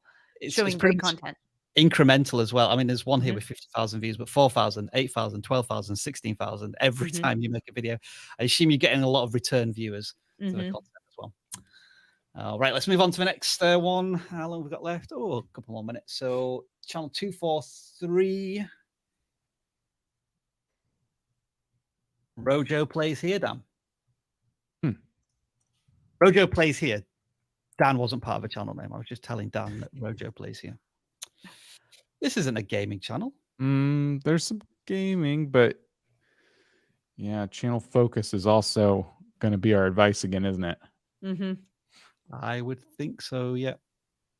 I think this feels like maybe a young creator with their friend, just dabbling at this point, having fun, posting content, not really thinking about who they should be posting for with every video they make, which is fine for now. Just to experiment and find your YouTube niche. Yeah, and it might be that you know they're going to just try some stuff for a while and then they're going to decide on one of these directions.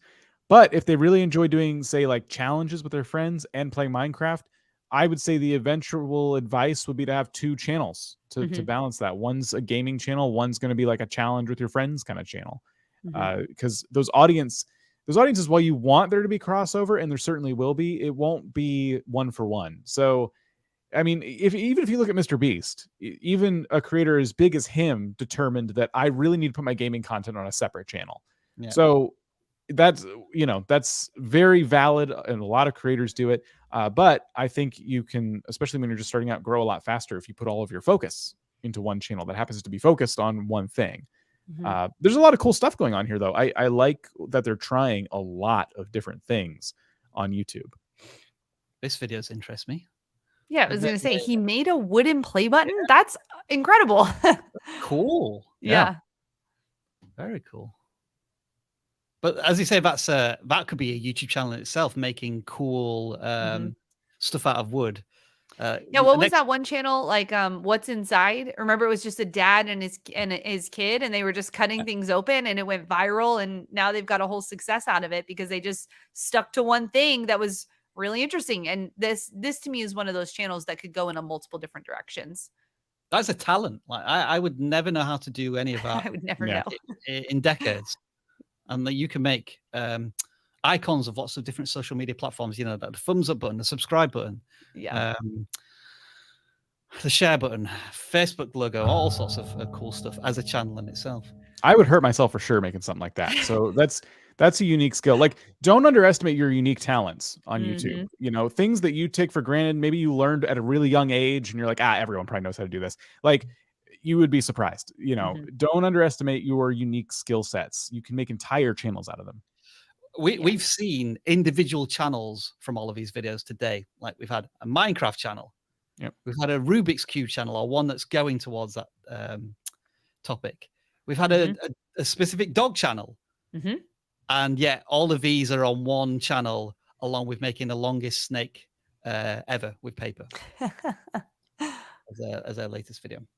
But that is Rojo Plays Here. And I think that brings to a conclusion this week's channel audits. But Dan, of course, you will be back tomorrow with me, without me. You might as well tell me now. Do you need I think it's you and me tomorrow. We're doing video reviews starting at 2 p.m. Eastern. What is that, 11 a.m. Pacific?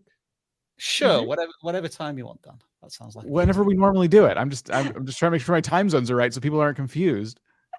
It's scheduled now, so just click on it on the front page of our channel and you can see exactly when it is airing in your time zone. And Heather will be returning to her home, which is Think Media. Yep. You can catch me over on Think Media's main channel or the Think Media podcast channel, where we're going to go deeper into the conversations about being a business owner as a content creator. So make sure you subscribe over there as well. And I am now going to make loads of videos about all of this monetization stuff. See you soon.